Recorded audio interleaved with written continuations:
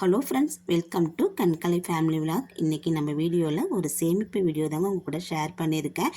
Daily நம்மளால் ₹1 எடுத்து வச்சு சேமிக்க முடிஞ்சால் வருஷத்தில் ₹6695 சேமிக்க முடியும். அது எப்படி எடுத்து வைக்கலாம், எப்படியெல்லாம் சேமிக்கலாம் அப்படிங்கிறத உங்கள் கூட ஷேர் பண்ணியிருக்கேங்க. நானும் சின்ன சின்னதாக சேமிச்சுக்கிட்டு வரேன். இந்த உண்டியலில் தாங்க சேமிக்கிறேன். நீங்களும் இதே மாதிரி ட்ரை பண்ணி பாருங்கள். ஒரு வருஷத்தில் நம்மளாலையும் அந்த அளவுக்கு சேமிக்க முடியும். கண்டிப்பாக ட்ரை பண்ணி பாருங்கள். வாங்க இப்போது வீடியோக்குள்ளே போகலாம்.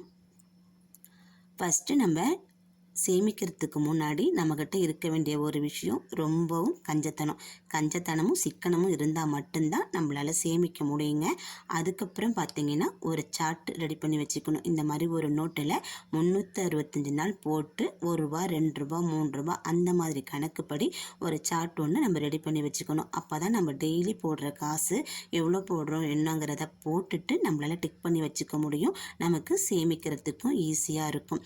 செகண்ட் டிப் என்னன்னு பார்த்தீங்கன்னாக்கா, டெய்லி ₹1, ₹2, ₹3 அப்படிங்கிறத ஒரு ரூபாயாக நம்ம கூடுதலாக உண்டியலில் காசு போட்டுட்டு வரணுங்க. அந்த மாதிரி போடும்போது பார்த்தீங்கன்னா ஒரு ரூபாயை அதிகரித்து லாஸ்ட்டில் ₹365 அந்த அளவுக்கு நமக்கு காசு வரும். நம்ம எல்லாராலையும் ₹365 ₹200 மேலே போனாலே போடுறது கொஞ்சம் கஷ்டமாக இருக்கும். அந்த மாதிரி சூழ்நிலையில் நம்ம என்ன பண்ணணும்னு கேட்டிங்கன்னா, லாஸ்ட்டில் இருக்குது பார்த்தீங்களா 365 364 அந்த மாதிரி பைசாவை நம்ம போடுறதுக்கு ஃபஸ்ட்டு முயற்சி பண்ணணும். எப்படிலாம் போடலான்னு பார்த்தீங்கன்னா, இப்போ நம்ம மாதம் ஜாமான் வாங்குவோம் இல்லையா, மளிகை ஜாமான் வாங்கும்போது கண்டிப்பாக நம்மள்ட்ட எப்படியா இருந்தாலும் ஒரு 1000 500 அந்த அளவுக்கு மிச்சமாகும். அந்த காசை எடுத்துகிட்டு நம்ம அந்த ₹365 ₹340 அந்த மாதிரி போட வேண்டிய காசில் கணக்கு வச்சுக்கிட்டு நம்ம அதை டிக் பண்ணி வச்சுக்கலாங்க. அதுக்கப்புறம் நம்ம சாரி வாங்க போகிறோம், இல்லை வேறு ஏதாவது காய்கறி வாங்க போகிறோம், கறி வாங்க போகிறோம், இல்லை ₹1 ₹2 சில்லறை அந்த மாதிரி எந்த மாதிரிலாம் நமக்கு காசு நம்ம கையில் போதோ அப்போயெல்லாம் பெரிய அமௌண்ட்டுக்குள்ள தொகையை நம்ம அதில் போட்டுட்டு நம்ம அதை டிக் பண்ணி வச்சிட்டோம்னா அதுக்கப்புறம் இந்த ₹100 கீழே இருக்கிற அமௌண்ட்டை நம்மளால் ஈஸியாக சேவிங் பண்ணிட முடியுங்க.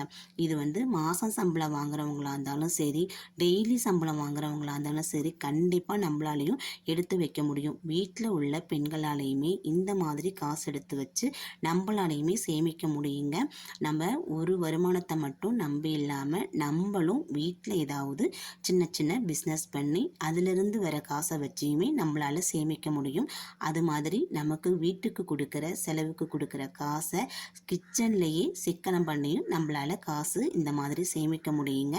நம்ம சிக்கனம் பண்ணி கஷ்டப்பட்டு சேர்த்து வைக்கிற காசு ஒரு வருஷம் கழித்து நம்ம கையில் ஒரு 60,000 65,000 இருக்குது அப்படின்னா நமக்கு எவ்வளோ ஒரு சந்தோஷமாக இருக்கும்.